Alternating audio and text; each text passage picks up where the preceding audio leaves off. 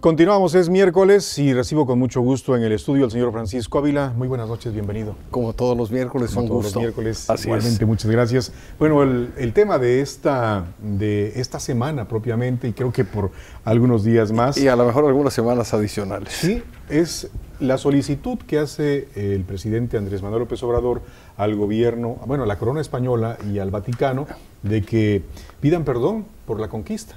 Sí, yo creo que esto nos debe de llevar, en mi opinión, a serenarnos, porque ya hay gente en las redes o personas en las redes, unas muy indignadas, otras pues, generando de alguna manera confrontación. Yo creo que aquí lo importante es ubicarnos y pensar que no podemos responsabilizar a España, a la España actual, de algo que pasó hace 500 años. Lo mismo al Vaticano. Creo que esto tiene más bien un efecto mediático. Ahorita con esta declaración, todos los noticieros están hablando del mismo tema, las redes sociales igual, y ya nos olvidamos de la inflación, del bajo crecimiento de la economía, de la inseguridad que tenemos, del futuro de nuestro país. Y eso sí son temas actuales y temas relevantes. Lo demás es remover algo, generando o tratando de generar un conflicto que no existe.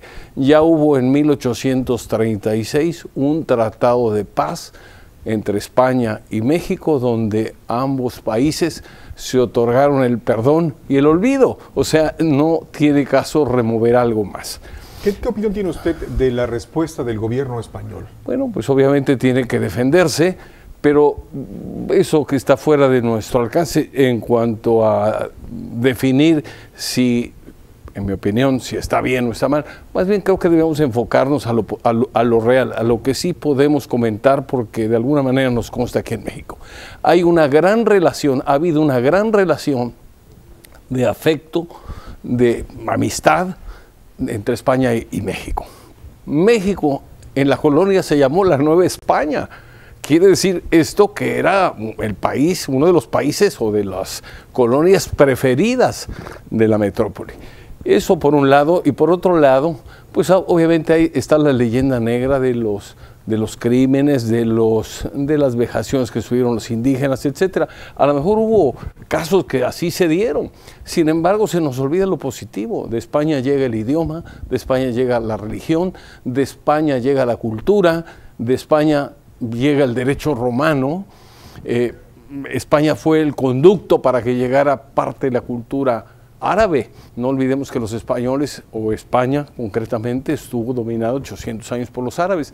Entonces, también llegaron las escuelas, llegaron los conventos, llegaron los asilos, los orfanatorios, llegó la infraestructura que no se conocía aquí, llegaron los puentes, llegaron las carreteras precarias, pero hubo caminos para poder un balance transitar. Puede ser más lo positivo que lo negativo. Desde luego.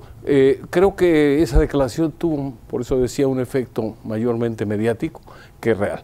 México ha tenido tanta simpatía por España que cuando España ha tenido problemas, y ahí hay un presidente que pues de alguna manera se le calificó de socialista, Lázaro Cárdenas, abre las puertas a la inmigración con una generosidad ejemplar, que hay muchos españoles y descendientes de españoles que llegaron en esa inmigración forzada debido a la guerra civil y viven agradecidos con México. O sea, hay una relación de hermandad, de una excelente comunicación, como para que una declaración de tipo político la estropee. ¿Comparte usted lo que dice el gobierno español entonces, que no se puede ver con la óptica actual algo desde que luego, ocurrió hace 500 años? Desde luego, en esa época no había ni noción siquiera de los derechos humanos, no había nada. Hay de alguna manera una apología que se hace de las tribus indígenas. Las tribus locales, las culturas locales tenían obviamente avances, tenían la parte positiva, que eso es innegable, pero también practicaban los sacrificios humanos, también practicaban en algunos casos la antropofagia, eran caníbales en algunos en algunas de las tribus. Estaban en guerra constante, no había un sentimiento de nación. México como país no existía, había una serie de tribus dispersas por el territorio que hablaban diferentes idiomas, que estaban en luchas constantes. De alguna forma, la llegada de España o de los españoles a México le da a México el contexto de país, le da a México el sentido de nación, y de alguna forma eso unifica. La historia tiene claroscuros. Yo creo que debemos de ver lo positivo y no tratar de estarle rascando algo que pasó hace 500 años, que para bien o para mal no tiene remedio porque ya pasó. Lo único que hay que hacer es aprender de eso. Debemos, claro, pero ver el futuro con optimismo, ver el futuro con esperanza, con diálogo, con fraternidad, con pueblos que hablan nuestro mismo idioma, que tienen nuestra misma cultura, y no estar viendo cómo amarrar navajas para poder ¿Y el perdón y olvido ya ocurrió? Los problemas. Perdón y olvido ya está desde 1836.